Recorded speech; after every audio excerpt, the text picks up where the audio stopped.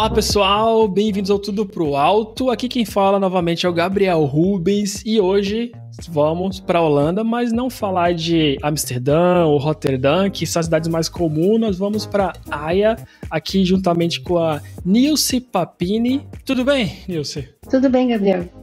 Obrigada aí pelo convite. Muito feliz em participar do podcast.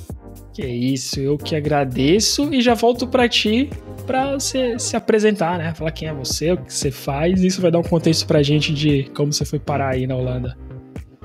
Legal. Bom, meu nome é Nilce. Eu nasci em Osasco, São Paulo. Eu comecei a trabalhar com TI. Na verdade, foi meio que por acaso. Eu sou formada em administração. Formada em administração também porque acabei não conseguindo ir para a área que eu queria, que era enfermagem, então foi meio que uma bagunça que acabou dando certo no final. E eu comecei como analista de cadastro, suporte, implantação, novos negócios. E aí fui para a área de projetos. Comecei a ser gerente de projetos aí, sempre trabalhando com software, né, desenvolvimento, sempre aí ajudando o pessoal de desenvolvimento e da parte de tecnologia. E aí depois comecei a perceber, né, primeiro tirei o PMP, super difícil a prova, tudo tranquilo, depois comecei a perceber que essa parte de projetos não estava mais tão importante na área de TI, e aí eu comecei indo, né, aos poucos aí para a parte de Agile, né, comecei a fazer, né, tirar as certificações Scrum Master, e aí comecei a trabalhar com isso no Brasil. O último trabalho que eu tive grande assim no Brasil foi primeiro como coordenadora de tecnologia no Banco Santander, e aí enquanto eu trabalhava como coordenadora no Banco Santander, a gente começou a implementar mais a parte de Scrum, né, passando aí do Waterfall, indo mais para a parte do Agile. E aí meu namorado recebeu o convite para vir trabalhar na Holanda. E já era um assunto bem conversado entre a gente, já era um desejo muito grande de sair do Brasil. E aí ele aceitou a proposta e eu pedi para sair do banco, né? Então ele veio primeiro, ele recebeu a proposta, já veio para a Holanda, e enquanto isso eu fiquei resolvendo os processos burocráticos lá no banco até conseguir sair. E nesse meio tempo começou a pandemia, então demorou um pouco mais do que eu gostaria, essa minha vinda para cá.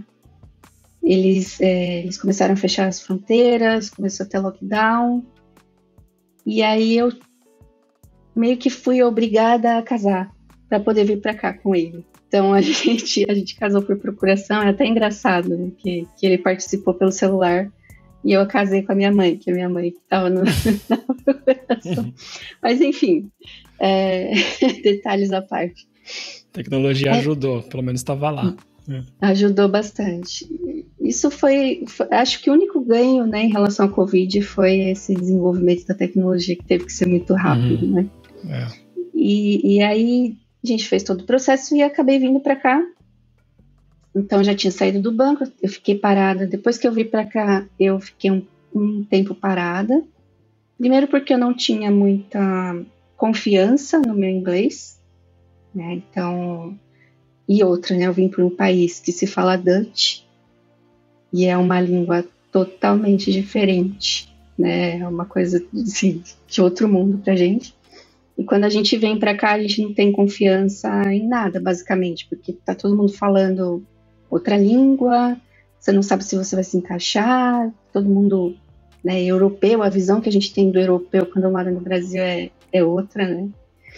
E aí a gente começa a se adaptar. Então eu fiquei alguns meses parada nessa adaptação, só que eu queria trabalhar de alguma forma, então eu comecei a trabalhar remotamente para uma empresa brasileira, daqui para o Brasil. Então 5 horas de time zone aí, bem complicado.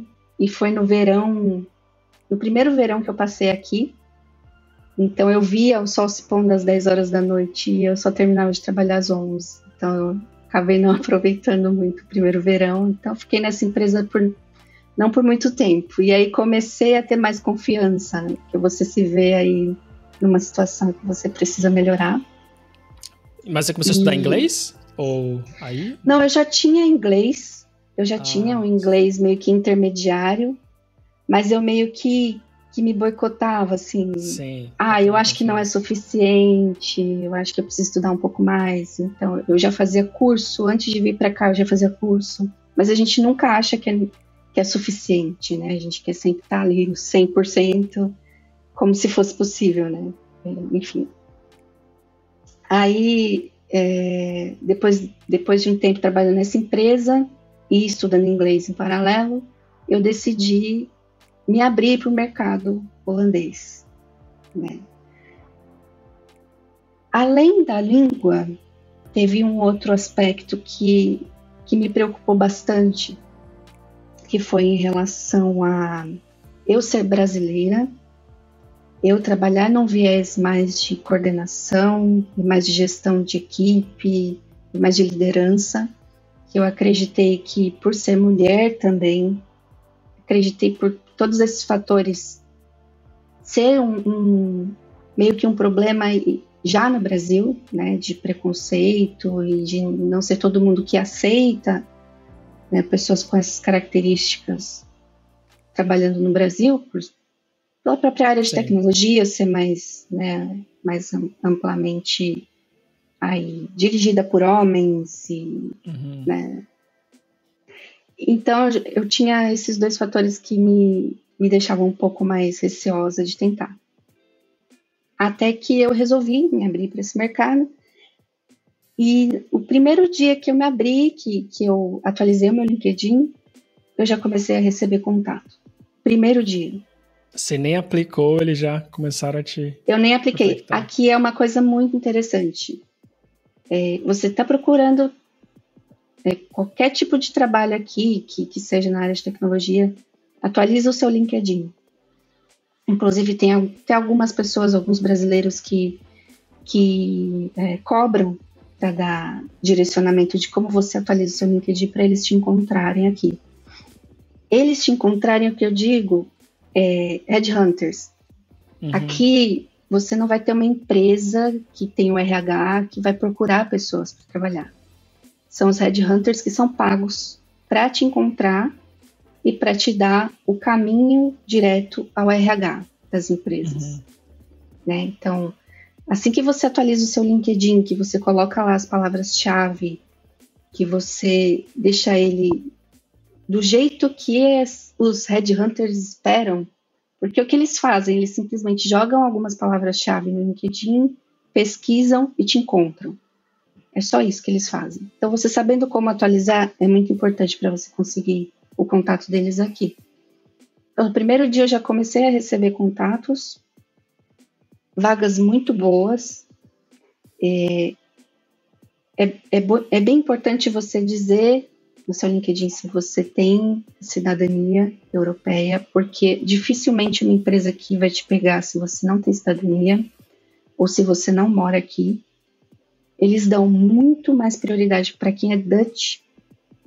Então, se você não tem um sobrenome Van der alguma coisa, é um pouco mais difícil, mas mesmo assim, no primeiro dia eu já tive vários contatos. E são contatos e são salários diferenciados, então você também consegue emprego se você preferir não trabalhar como CLT, né, o employee, que a gente chama aqui.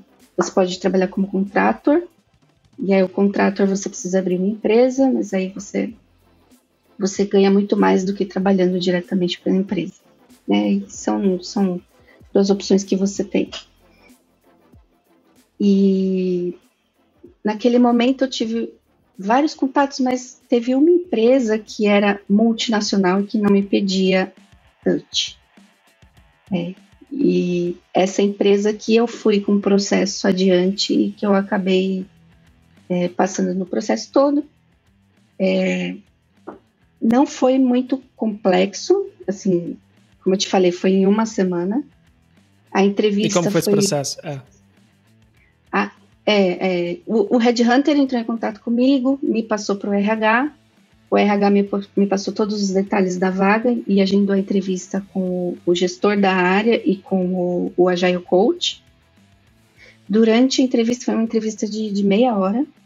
Durante a entrevista, eles me pedem para falar sobre minha experiência, basicamente tudo que estava escrito no LinkedIn, né? E aí, depois que eu falei sobre a minha experiência, o Agile Coach fez uma pequena prova para saber se eu ia pela direção mesmo que eles esperavam. Então, isso tudo em meia hora. Passando a entrevista, eles já me deram a devolutiva, já falaram que eu tinha passado e que eu não tinha mais nenhuma outra fase. O meu caso, ele não é padrão, né? As pessoas que vieram de fora e que eu tenho contato aqui na Holanda, a maior parte deles são da área de TI, mas eles são mais técnicos. E aí, para a parte técnica, é um pouco mais complicado.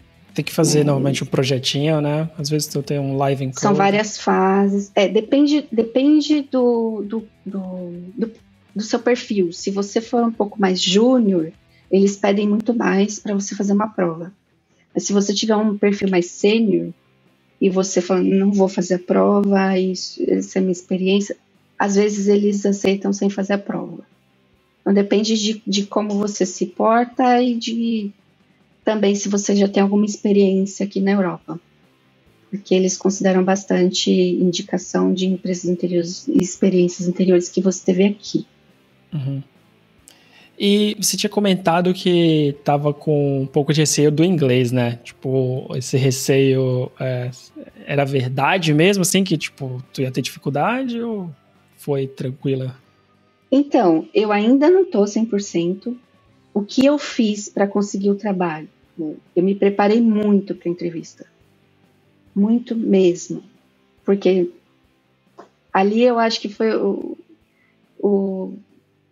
onde eu mais estudei inglês assim, nos últimos tempos. Uhum. Eu passei horas estudando e decorando mesmo o que eu ia falar na entrevista.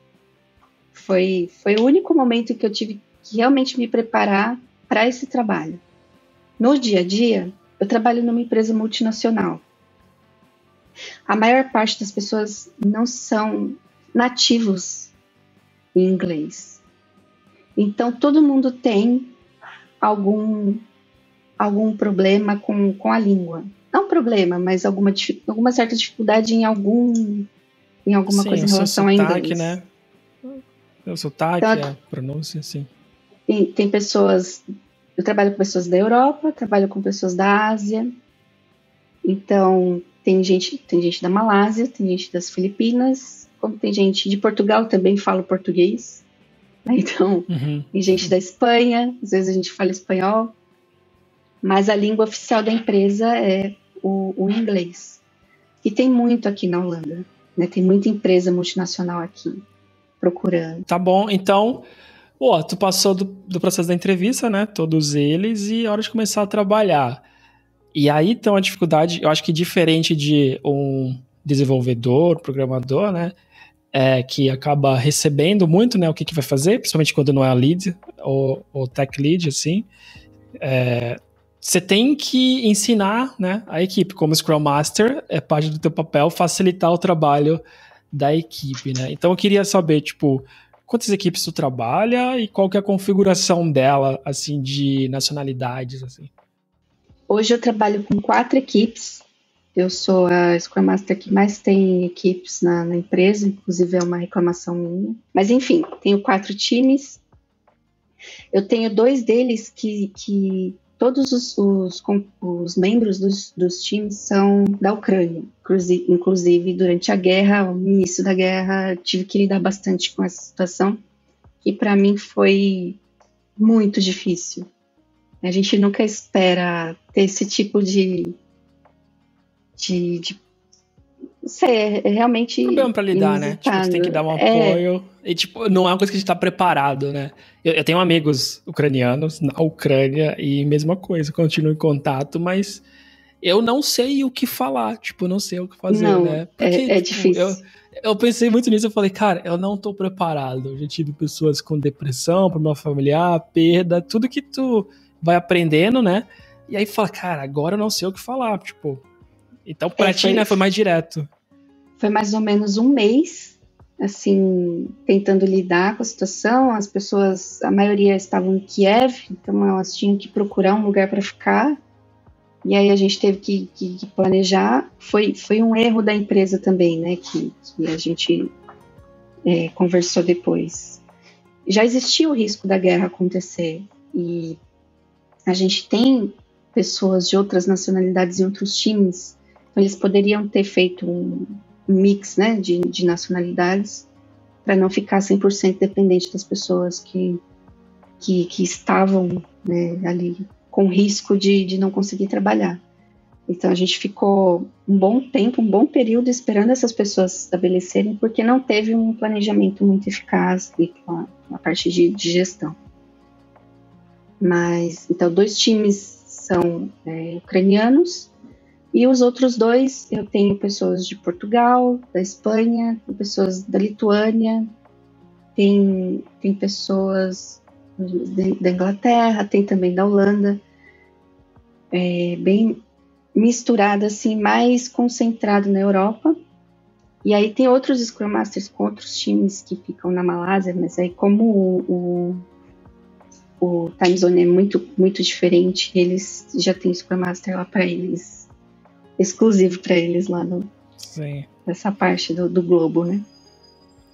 E como foi, principalmente no começo, e depois como tá sendo agora, lidar com esse time com várias culturas diferentes, né? Tu já tinha que lidar com pessoas no Brasil, né? Já vem trabalhando com coordenação, mas agora o teu inglês está à prova, mas não só inglês, a forma que as pessoas falam, o que elas estão acostumadas, né? A cultura de cada um agora é muito diferente. Então, como que foi para ti isso?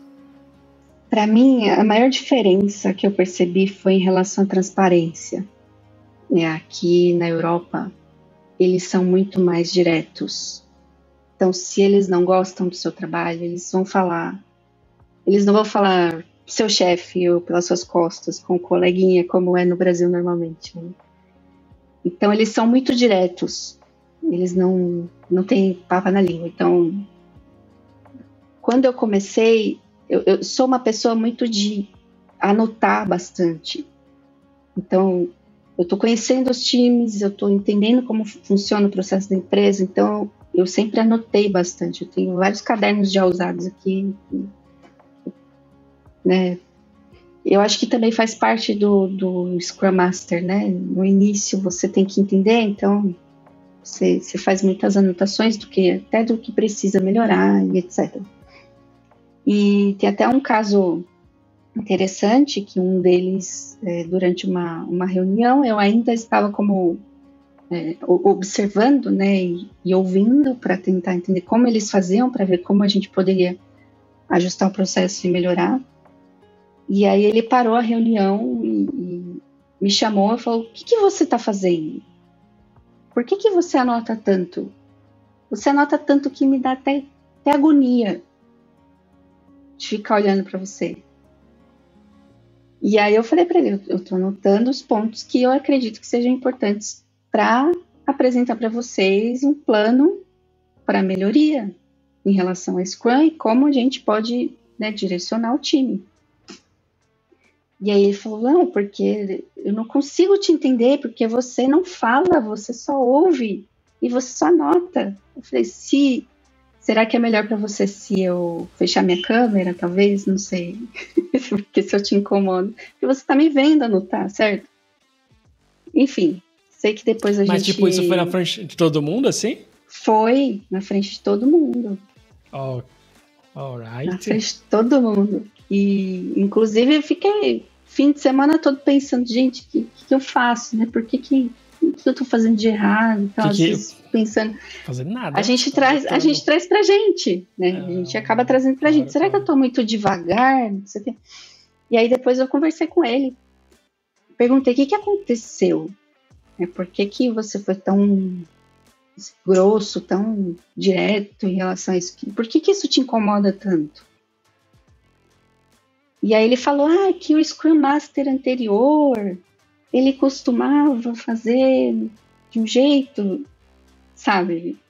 Que o Scrum Master anterior foi o único Scrum Master que ele conheceu, foi a pessoa que iniciou o time com ele, então tá com ele desde o início, não precisou entender como é que funcionavam as coisas. Então aí eu expliquei para ele, ele entendeu melhor.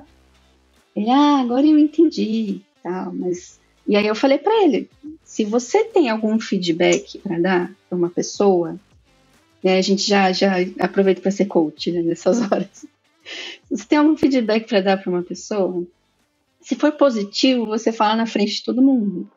E se for negativo, você chama a pessoa em particular e fala. Para você não deixar a pessoa, né, de calça curta aí e não saber como responder na frente de todo mundo. Mas esse foi um dos casos que eu tive. Assim. Já tive alguns outros não muito bacanas, né? Porque a gente... Mas esse aceitou tranquilo? Tipo, quando tu falou assim pra ele, foi tranquilo ouvir isso? Na primeira vez, não. Mas aí eu tive que usar alguns, né, alguns métodos assim, de aproximação. Eu comecei a falar para ele que ele era importante, que eu precisava da ajuda dele. Então, para tudo que eu ia resolver, eu chamava ele para me ajudar. Uhum. E aí, no final das contas, hoje, ele é a pessoa que eu mais converso de toda a empresa. Uhum. Ele é a pessoa que eu mais converso, que a gente fala até que vai fazer no fim de semana, ele me mostra o filho dele na câmera. Uhum. Então, aí eu acabei trazendo ele mais pro meu lado e a gente se tornou colegas bem mais próximos do que o resto do time, que nunca falou nada, que nunca teve a necessidade de chegar tão próximo e de dar um coach tão próximo, né? E, inclusive, ele foi promovido a gerente. E aí eu também estou ajudando ele, dando alguns toques aí em relação à gestão. Então acabou que no final das contas foi bom o que ele me falou, meio que para eu acordar, para eu lembrar que eu não estou no Brasil, que de vez em quando eu preciso dar satisfação, né, do meu trabalho para as pessoas, porque às vezes eles não entendem, não é tão óbvio para eles. Mas no começo foi bem difícil. E aí eu acabei conseguindo me adaptar e trazendo a pessoa mais complexa aí pro meu lado. Faltou um processo de onboard aí, né? Tipo, do time, tipo, pra te dar o contexto, verdade, quem que somos nós, né? Na verdade a gente tem processo de onboarding para Scrum, né? Para todos os membros do time, a gente faz o processo de onboarding, mas eles são muito imediatistas. Entendeu? Então, eles pelo fato de serem muito transparentes, eles acabam jogando qualquer coisa para o ar e esperando que seja... E também pelo próprio histórico da empresa, né? Todos eles falam que há 2 anos atrás a gestão era completamente diferente e era maravilhoso trabalhar na empresa. E aí toda a gestão mudou e as pessoas que vêm há mais tempo de trás, tem muita reclamação, né? Então qualquer coisa vira motivo de reclamação. E aí a gente já pega 4 times onde tem essas pessoas mais antigas que já tem meio que esse padrão de comportamento de reclamação, e qualquer vírgula se torna uma tempestade. E aí a gente tem que de alguma forma tentar ajeitar e fazer eles entenderem que mudanças acontecem, que eles precisam ter mais paciência com as mudanças, mais paciência com as pessoas que estão tentando melhorar os processos. Então é essa paciência que eles não têm muito, por já vir um tempo já tentando resolver tudo e nada se resolve, sabe? Então aí me viram ali como... você tá aqui para tentar resolver e você não faz nada, só anota. Entendeu? Então foi mais... Tendo um contexto aí do problema, a gente entende melhor de onde vem, né, qual que é a raiz dessa insatisfação, o comportamento deles. E tirando esse caso, então, como que é lidar com esse time multicultural? Assim, o que tu sentiu de mais diferença, além de eles serem muito mais diretos com a insatisfação deles? esse caso de ser mais imediatista, então eles não têm muita paciência, eles são muito imediatistas, eles acreditam que você já sabe, então eles não estão ali para tirar nenhuma dúvida se você não for claro o suficiente perguntar. Então aqui não existe nada óbvio, é tudo, você precisa de ajuda, então você tem que me perguntar, eu não vou parar o meu trabalho aqui para te ajudar se você não me pedir. Então não tem uma proximidade. É cada um por si. Entendeu? Isso comigo, sou Scrum Master. Mas entre eles, no time, eles são muito receptivos. Tá. Então, com os desenvolvedores, entre eles são realmente muito unidos, um ajuda o outro. Chega uma pessoa nova, eles pegam no colo, ajuda, mostra tudo. Mas em relação a Scrum Master, ou indo um pouco mais para gestão, para alguém que eles enxergam como não fazendo parte do time, ou que eles enxergam como sendo meio que meio espião. Se a gente fosse meio como um espião que está levando os problemas para a gestão.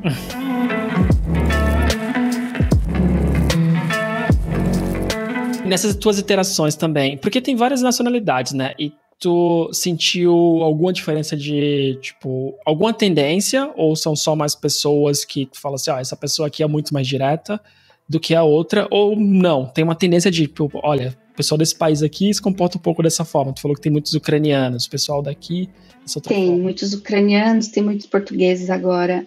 Eu percebo que os portugueses, os espanhóis, eles são mais emocionais. Então, é mais fácil você aproximar, né? Então, até mesmo pela língua, acredito que por falar... Eu falo diretamente português com eles, né? A gente, quando eles entraram, eles são novos também. A gente começou a trabalhar com os portugueses agora, faz 2 meses.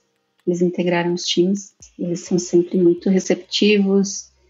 Eles sempre aceitam sugestões, os direcionamentos. Eles são muito bons de trabalhar, muito mais fáceis de trabalhar do que os ucranianos. Os ucranianos são muito secos, muito mais difícil de você conseguir integrar o time e você trazer eles para mais próximo. Mas os lituanos também, acho que essa parte mais Europa, né, a parte do leste europeu, do leste europeu, eles são bem mais frios, né? Os holandeses, eles são curiosos, assim, não só no trabalho, mas no dia a dia, eles são muito, como é que eu digo? Eles são entrões, assim, eles querem saber o que você está fazendo, e querem saber da sua vida, querem saber tudo em detalhe, o vizinho quer saber, né? As janelas aqui são gigantes, as pessoas não usam cortina, então todo mundo fica olhando dentro da sua casa para ver o que você está fazendo. É bem... e é assim também no trabalho. E os ingleses, né? Os ingleses, eles têm uma tendência a achar que eles sempre estão certos. Então, é bem difícil você conseguir... Eles são mais complexos em relação a se você tem alguma discordância, eles dificilmente vão aceitar qualquer tipo de ideia que você tenha, se for, né, oposto ao que eles pensam. Então, eles sempre acham que são melhores, assim. E aquela pessoa que perguntou do teu trabalho, ele é holandês mesmo? Não, esse que falou é espanhol. É espanhol. É espanhol. E aí, conversando mais com ele, entendi que ele está passando por algumas dificuldades pessoais e isso acabou impactando no jeito de falar com as pessoas. Então, eu perguntei, né, quando ele falou que ia virar gerente, aí eu perguntei para ele por que às vezes ele entra nas reuniões, ele Ele briga, assim, ele é uma pessoa que você não sabe o que esperar. Um dia ele tá de bom humor e trata todo mundo muito bem, tá sorridente, tá conversando, tá tudo bem. No dia seguinte, ele tá com a cara fechada, ele maltrata todo mundo e ele não quer saber, distrai. É uma pessoa que você não tem como saber como vai ser o dia seguinte.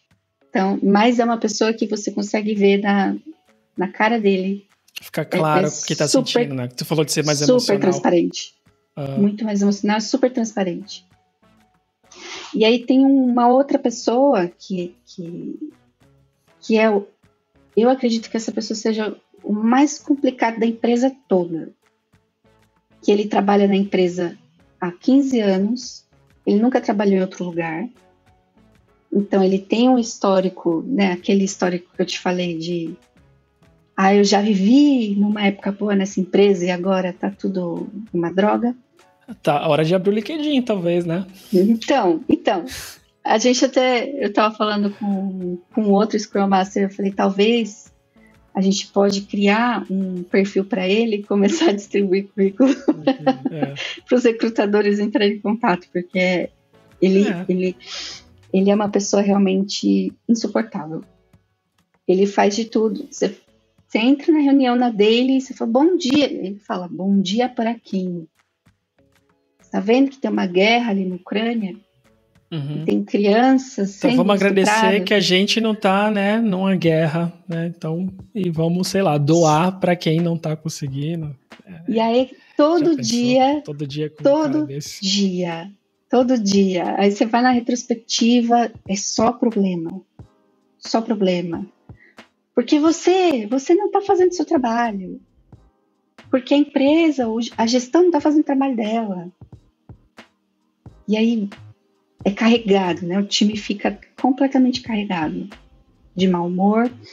E aí 15 dias atrás ele estava de férias, o time era outro. Você ouvia até passarinho. Mas enfim, eu acho muito que a pessoa, tecnicamente, né, tipo, a gente evolui. Culturalmente, acho que também, né, o modo de estar, tipo, tu conversar, mas quem insiste e não dá certo, puta, talvez é até melhor pra pessoa mudar, né, melhor pro time, porque se uma pessoa influencia negativamente um time inteiro, não sei. E na empresa, a gente faz a Overall Retrospective, que aí a gente coloca todos os times, são 13 times, a gente coloca todos os times para falar o que foi bom na sprint, o que foi ruim na sprint e, né, tomar algumas ações em relação a isso. E ele sempre faz questão de participar. E eu até já falei, por outra pessoa, mas é sempre ele que vai, no final das contas. Ele sempre dá um jeito de ir. E aí, além de dificultar o trabalho do próprio time dele, ele traz essa energia negativa para todos os outros times, para todos os outros 12 times. E detalhe que eu não comentei com você, por que a empresa não manda ele embora? Porque aqui na Holanda, depois que você passa o período de experiência, né, que o seu primeiro ano de contrato, ele é temporário. E aí o segundo ano, ou você renova mais um ano temporário, ou você pega um contrato permanente. Se você pegar o contrato permanente com a empresa, ela não pode te mandar embora. De nenhuma forma. Porque se ela te mandar embora, ela tem que justificar para o governo por que ela fez isso. E ela paga multa. Porque se era uma pessoa que não era para ter um contrato permanente, por que você contratou? Então, aqui na Holanda, é muito bom para quem é funcionário, só que, dependendo da índole da pessoa, é muito ruim para a empresa.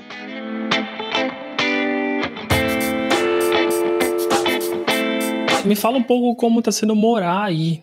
Como eu comentei no começo, normalmente as pessoas estão, né, em Amsterdã ou aos arredores, Rotterdam, Utrecht, né, também, assim. Uhum. Então tem bastante gente, mas em Haia, poucos brasileiros. A gente, na verdade, a gente encontra brasileiro em todo lugar.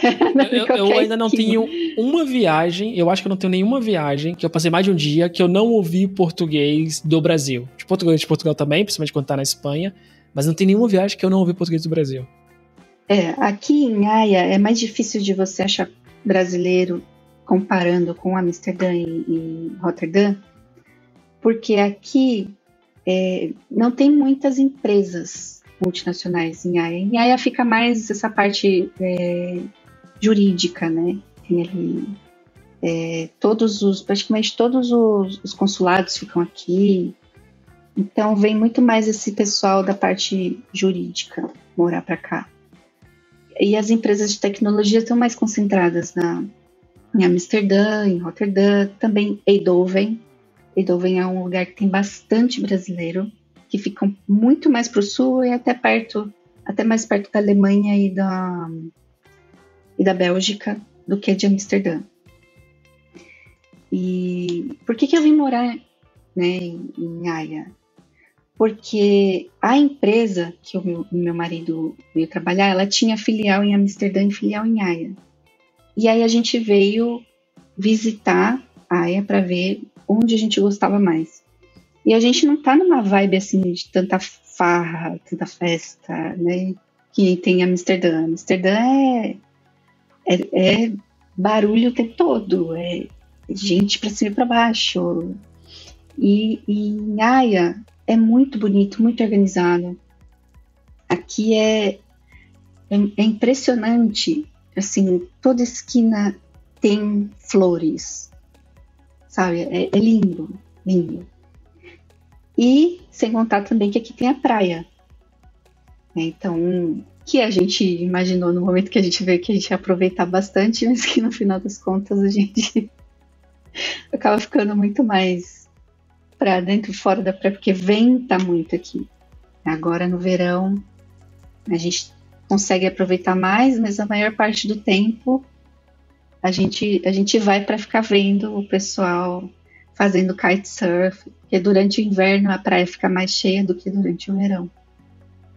A galera aproveitando lá o vento. É muito bonito, assim, aqui é muito bonito. Mas não dá para entrar Imagina na água. A água, né? Isso que eu ia falar, né? Água no inverno ainda. Você sabe que aqui é bem interessante isso, né? Todo ano novo, os holandeses, eles têm a cultura de meia-noite entrar na água da praia para dar um mergulho. Okay, e aí eles saem, ganham uma sopinha, um cobertorzinho, mas aí a gente fica bem, beleza, que eu vou fazer isso. É o teu último ano de vida, né? Não, nem pensar.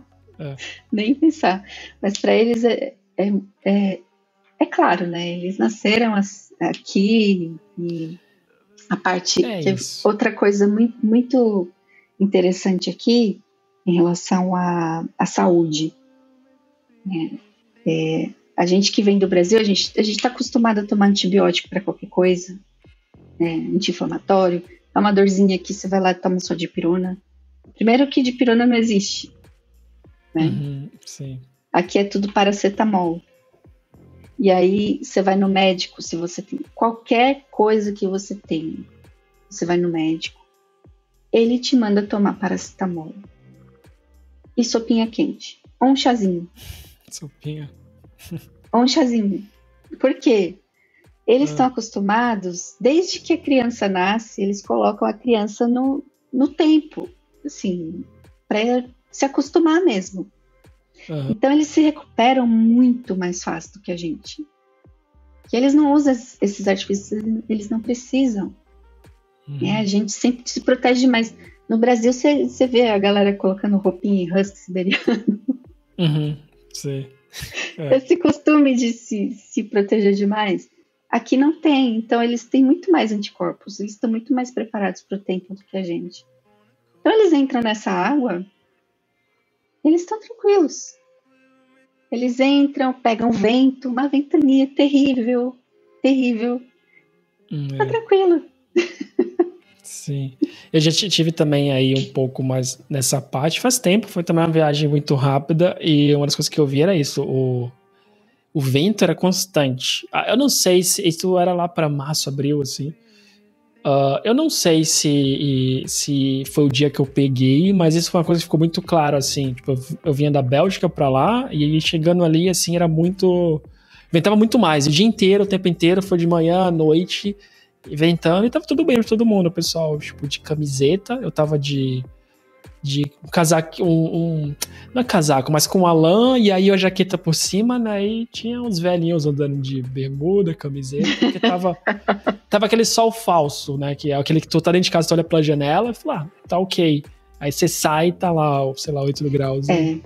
Aqui nunca tá ok. A gente sempre olha se as árvores estão mexendo antes de sair, porque a maior parte do tempo é vento. É vento o tempo todo. Então não adianta arrumar cabelo, não adianta. Você vai ficar desarrumado. E para eles tá tudo bem.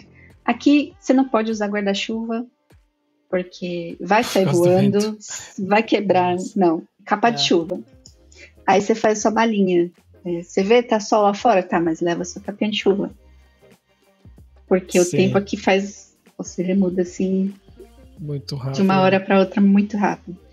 E é por isso que tem tanto kitesurf também, né? Que o vento é diário. Diário. Mas o inverno enche muito mais, porque o vento é muito mais forte. Então, aí você vê tudo coloridinho, assim, parece um monte de pipa no meio da água, assim, é bem bonito. Ah, que legal. Que legal. Mas eu não consigo entender como, né, no inverno, mas eles conseguem. Pra eles isso é natural, né? É parte da vida. É isso. Acho que a gente reclama porque a gente viu coisa diferente, então tem que acostumar a isso, né? E como que tá sendo, tipo, no geral, morar na cidade, né? Que você vem do Brasil e escolheu uma cidade menor, assim. Então, você falou que a tua vibe já é de mais tranquilidade, então acho que isso já ajuda a setar expectativas, né?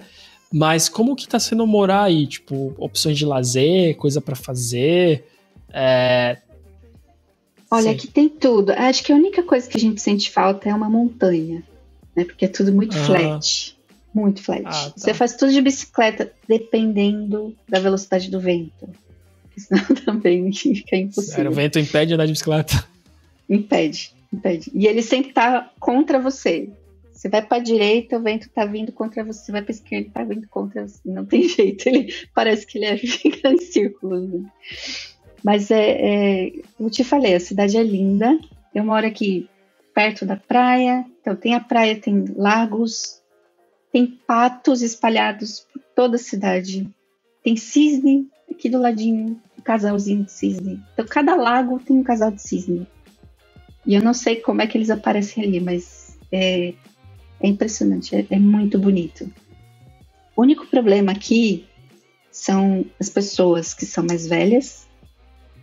Então eles são bem, além de serem muito curiosos, de querer saber muito da sua vida, eles querem que você já venha para cá falando o idioma deles, porque eles não aceitam falar inglês com você. Eles querem que você já venha adaptado. E, por exemplo, teve uma vez que eu estava fazendo almoço e fritei alho, né, para refogar o arroz. E aí o cheiro do alho subiu um pouco e foi parar um pouco no corredor. E aí o meu vizinho bateu aqui em casa perguntando por que eu estava usando alho para fazer minha comida. Porque ele não gosta de alho. Ok, não ponha na sua, né?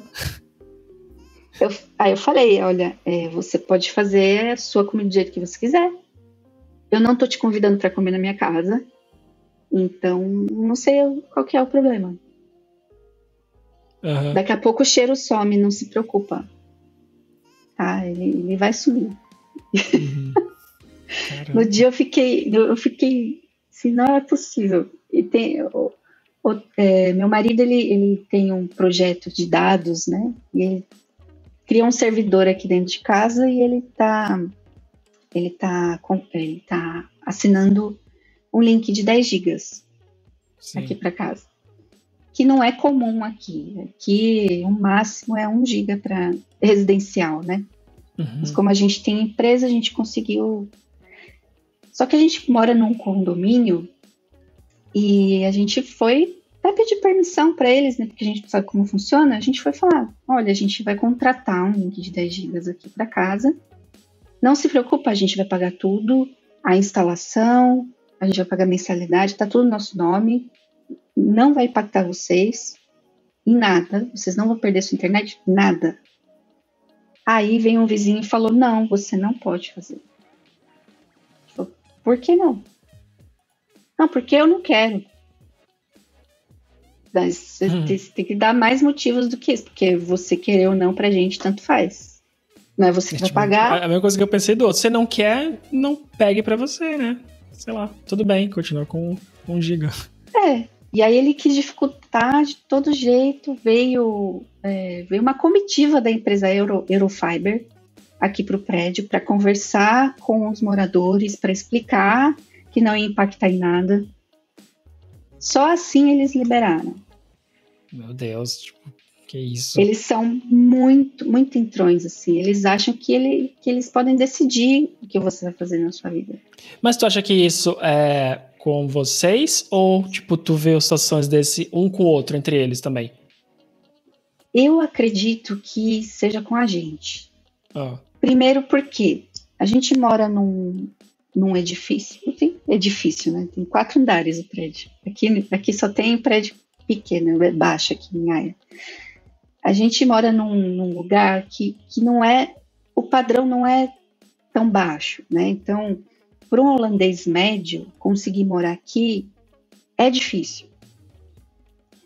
Então, eles acham que, pelo fato de a gente ser imigrante, a gente está aqui há menos de 2 anos, a gente não deveria conseguir ter o mesmo acesso que eles têm.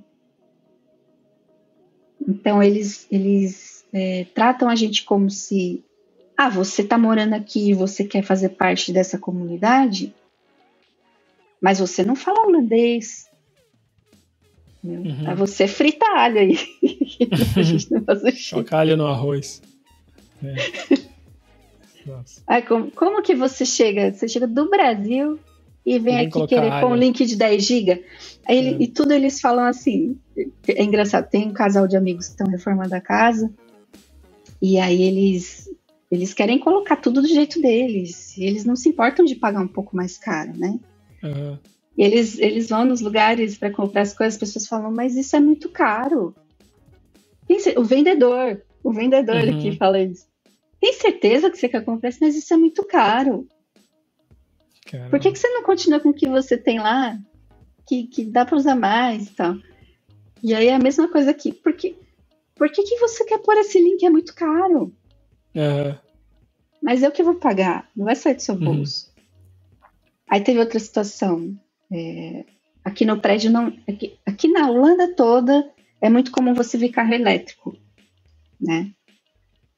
E aqui no prédio não tem carregador. E aí meu marido, a gente estava pensando em comprar um carro elétrico, só que se comprasse o carro elétrico aqui, ia ter que deixar ele na esquina lá e depois ir buscar, porque demora para carregar, né?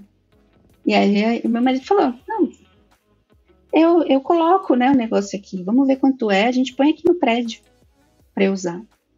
Aí o vizinho falou, mas que? É muito caro. Para tudo. Mas é muito caro. Não tô te perguntando quanto é. Eu tô falando que eu vou pôr, eu vou pagar, eu vou fazer. Não, mas é muito caro. Tudo para eles é isso. Tá bom. É bizarro. Mas, tipo, tirando teu prédio, assim, em geral, morar na cidade, tu sente a mesma vibe quando tu vai, tipo, num restaurante e aí tu vai tentar falar inglês, né? Porque tu não fala Dutch, tipo, tu vai no restaurante, vai no médico, esse tipo de serviço, assim, também, fora do teu prédio, também sente essa dificuldade? Eu sinto dificuldade na saúde, como te falei, eles dificilmente eles te dão exames, se não for estritamente necessário. Se eles não disserem que precisa, você não faz. Então, exame de sangue, que nem a gente faz no Brasil, esquece. Check-up, esquece. A não ser que você chore. Aqui é normal. Você chore. Não sei se no público que eu acabo vendo porque tem plano da empresa, mas, tipo, check-up normal, assim, o médico pergunta, e quanto que foi o último? E aí passa os exames, tudo. Isso pra mim, assim, tipo, de saúde não mudou muito como era no Brasil. Talvez o que mudou que você comentou é dos remédios, né? E do que você vai ao médico, que é a mesma coisa com a minha companheira, que às vezes eu falo pra ir no médico alguma coisa, ela fala, não vou no médico por causa disso. Tipo, acho que é dessa cultura, né, de sempre ir no médico, eu vejo que volta e meia ela fica, mas vou no médico pra isso? Eu não vou no médico pra isso. A gente acaba nem indo. Até por exemplo, se você ficar doente, é que você não precisa de atestado no trabalho, né? Então, se você avisar que tá doente, que você não tá se sentindo bem, e você faltar por causa disso, eles não vão te pedir atestado. Então, eu acho que isso é bom, porque desafoga, né? Desafoga todo o processo aí da saúde e tal. Mas em relação, por exemplo, a atendimentos em restaurantes, para quem vem de São Paulo, eu acho que nenhum lugar do mundo tem um atendimento tão bom quanto lá. Então, eu falo isso com frequência. O pessoal aqui não me entende, porque eu falo, cara, às vezes não é ruim. Eu parei de falar isso porque eu já vi que o pessoal não consegue entender, sabe? No geral, tipo, parece que eu tô reclamando.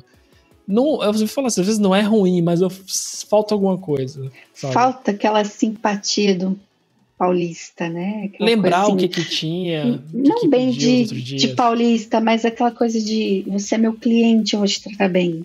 E ainda nessa parte, assim, quando tu viaja, eu tô muito do jeito dessas pessoas, dessa cultura, mas e quando tu vai pra uma cidade maior, por exemplo, tu sente a mesma coisa ou muda o atendimento, muda o jeito das pessoas? Eu sinto que é pior. Se você vai pra Amsterdã, por exemplo, você vai num restaurante, porque tem muita gente pra atender, eles atendem de qualquer jeito. O único lugar que eu percebi que eles são muito mais simpáticos são nos coffee shops, mas aí tem um motivo, né? São mais relaxados e tal. Sim. Mas o restante de restaurantes, esses lugares mais turísticos, é a mesma coisa. Assim, esse atendimento mais seco, mas pode ir, vai o próximo. Você vai no supermercado, é bizarro a velocidade que eles passam a mercadoria. É assim, isso eu gosto, sim. Então, não, mas isso eu até não tem tempo de empacotar. Sim. Mas, tipo, passando normalmente, sim, eu gosto da velocidade da fila. Isso houve diferença, assim. Mas na sua vez você tem que isso, tu não acabou de empacotar e já tá pra tu passar o cartão, né? Esse é o padrão. Ele já tá te olhando assim.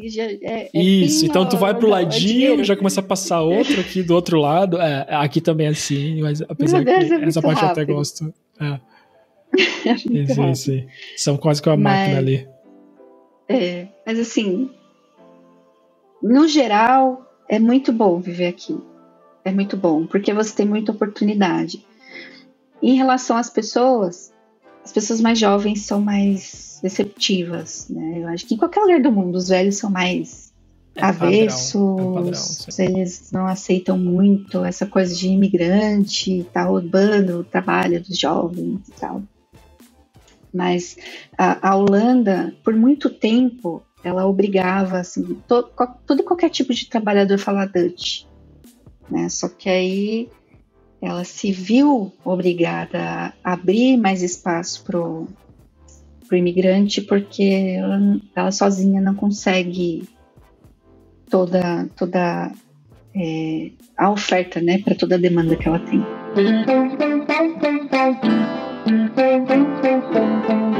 Então, Nilce, muito obrigado pelo papo, muito obrigado por apresentar um pouco como que essa vida numa cidade diferente na Holanda, né, e como que está sendo trabalhar também com tanta gente de outros países e novamente, né, uma coisa que eu comento bastante, a proximidade cultural de Portugal e Espanha, né, tu sente aí a diferença das outras pessoas para eles. Eu adicionaria até a Itália nesse bolo aí, que eu também tenho a mesma sensação de que às vezes facilita muito a nossa vida, né? Mas obrigado, foi bom entender. E tu quer deixar algum recado final, alguma coisa? Só, o único recado que eu queria deixar é: não tenham medo, né? A gente acha que a gente nunca é suficiente, mas sempre vai ter alguma empresa que vai acreditar na gente, até mais do que a gente mesmo, né? Então, não se boicote, vai fundo, mesmo que você não tenha 100% do que é solicitado,